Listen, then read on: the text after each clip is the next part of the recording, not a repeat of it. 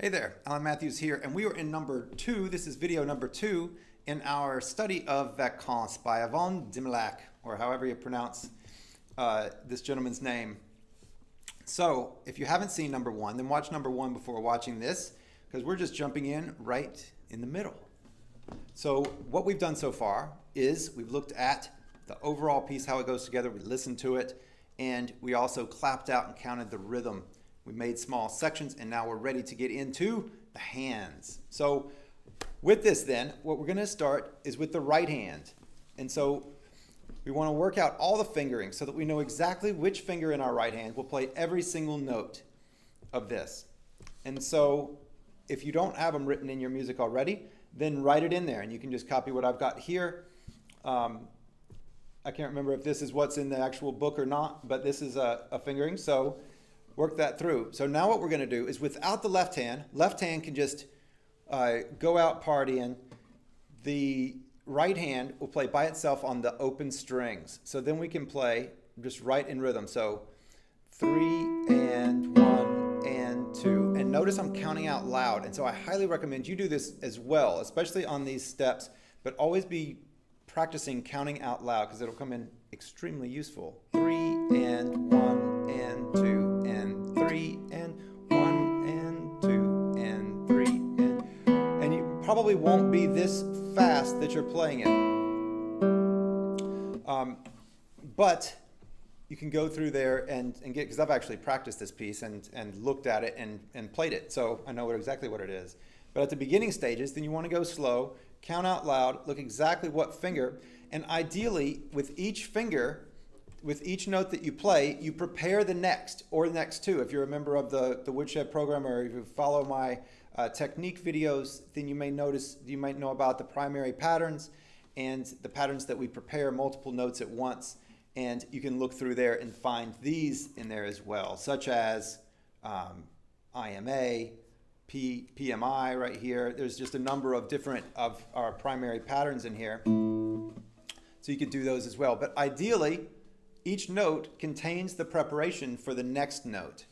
So whenever you play the M, if the A is next, then you get that thing out there within that, so that fingers aren't just drifting one at a time. With your double stops, and what is a double stop here? So a double stop is like these, is like this, so that when two notes fall at the exact same time, we want to make sure to play them at the exact same time and not offset them. A lot of guitarists don't even realize that they do this, and they constantly offset every single time there's a bass and a treble, they offset them. I like to call it flamming, which is a drum set rudiment where you just hit the sticks slightly off time.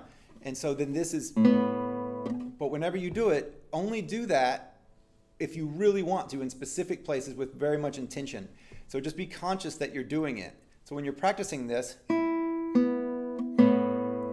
right at the same time on those, boom, not offset. So when you're learning this, this is the point, even earlier when we were clapping the rhythm, this is the point where I would start putting in the phrasing and the musicality. And what does that mean? It means what's getting softer, what's getting louder. Does some note need to be back and not heard so much? Does another one need to be really loud and up front? Then what's going to happen here? And so this is where I would start doing this, that, and even in the rhythm section as well of clapping it. Then I would start looking at these. And how would I know what to do if I wasn't even hearing it? Well, because there are all these musical, I like to call them devices, to where you can just, they work 90% of the time. And so then you can start doing those at this particular point. So if something's going to get louder, if something's going to stand out and be in the background, we'll talk about it later. But with this, this would be the time to do it. So with that said, we'll continue on with just the right hand. So once we've gotten the right hand and it's completely solid, we can count through out loud with our mouth, actual sound coming out, not just murmuring, but actual sound coming out, 3 and 1, 2. Then we can move on to the left hand once we got this piece. And ideally, like we talked about with the memorization on the rhythm part, you could then, with just the right hand,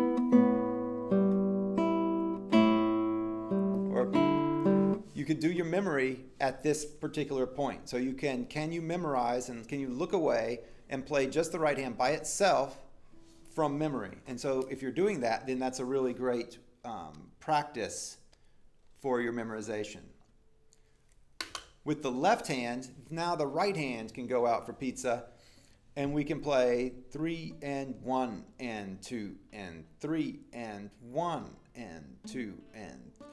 Now this point, since we're doing this, we don't have to think about the right hand fingerings or anything like that, but what we can think about is how long each note needs to hold. And there's a lot of overlap in this piece. There's a lot of notes overlapping. So for instance, this C right here is a half note. That means it's going to hold over all the way to the E. And this is a half note, which means it's going to keep holding all the way over here. So that means we need to hold those fingers down. And so we want to be really aware of what's holding down. We can also look at if there are open strings, are they ringing or are we muting them out? So we can be really intentional with that. 3 and 1 and 2 and 3 and. So this is an A minor chord. If we look at this entire measure by itself, it's an A minor chord, just like that, right? Normally A minor is like that, but we're not playing this string, so it's just these. So we can let this C continue to ring on even over that E because it's part of the chord. So always letting everything ring as long as it possibly can, so long as it sounds good. I mean, if it's going to clash with something, then we don't want that. But if it's just part of the chord and it's going to make it sound richer and fuller, then we can. And so this is our step to do that. 3 and 1 and 2 and 3 and 1 and 2. If you'll notice here, this is still on, so we don't need to even lift that at all. We can just let it keep on ringing. 3 and 1, and we can let go of it here. 2 and 3 and 1. Same thing with this. This open G doesn't need to get muted out, right? Same thing with these. Now look at these bass notes. This is really interesting.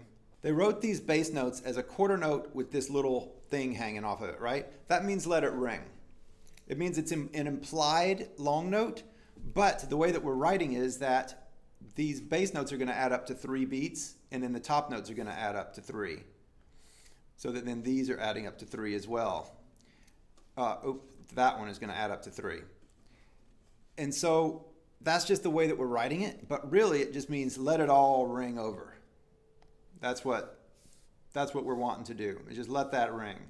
So then keep your bass note down. So over here when we get to the G and the C, keep those ringing as long as possible, right? That's the effect of this piece, is everything very ringing and sustained. So then counting out loud, plotting all of your moves, choreography is what you could call it, where each little finger knows exactly where to go at what time and how long to stay there and all that good business. Plan all that out, and then for your memorization, can you do it without looking? Look at it if you need to, and then look away, and can you do it at this point? And again, you might want to split this in half to do that, where it's just to right there or something. So this is the right hand and the left hand for this first section. And then we can put it together. And when we put it together, we want to go crazy slow because we want to make sure that we maintain all of that stuff. So now that we've done the left hand, we might want to go back and do the right hand one more time by itself just to remind us what needs to happen. Then we can go really slowly and make sure that every single finger is going exactly where it needs to go. So 0 mistakes, but we can pause anywhere we need to. So we could go. Now, even though normally we wouldn't pause there, in this step we can, because now the point is to get everything just so that I know that I'm playing the M finger next. I've got my finger there. There it is. Want to prep that finger. So really slow like this, as slow as it takes. Oh, wrong note. Just as I say, don't make any mistakes, then I go and make one. But ideally, that's what we're going for here, is corrective pauses, meaning stop before you make a mistake. Make sure that you know exactly what you're doing. Don't just barrel through it and play it 50 times wrong, hoping that eventually it'll get right, because it won't. Instead, train it in there really solid the very first time. This takes longer on the front side, but it gets to much higher level and is much more comfortable way faster overall. So do the work on the front side. Then once you get that, then start to put it in time, count out loud, 3 and 1 and 2 and 3 and 1, and do it together really slowly, and then you can start to speed it up. So that's our process. That's the 7-step process of doing it. So we make small sections. We make sure we know all of the ink and the markings on the page. We look at the rhythm, make sure we can clap that, count it out loud. We look at the right hand by itself, the left hand by itself, playing the hands together with corrective pauses, 0 mistakes, and then putting it in time, very slowly, counting out loud through all of these steps, and then bringing it faster. So those are our 7 steps. Now we can also put in our phrasing and everything else within that, but that's a good framework to use for this piece. So in the next video, we will look at, there are some tricky fingerings in the other sections of this piece, and so we're going to go through those and get that, so that way we can have everything happening exactly like we want it to. So in the next video, we will button up this and start talking about some phrasing and musicality and how to make this thing oh so gorgeous. And so if you haven't, please subscribe to this channel and then catch video number 3 on Vacances thereafter. See you there.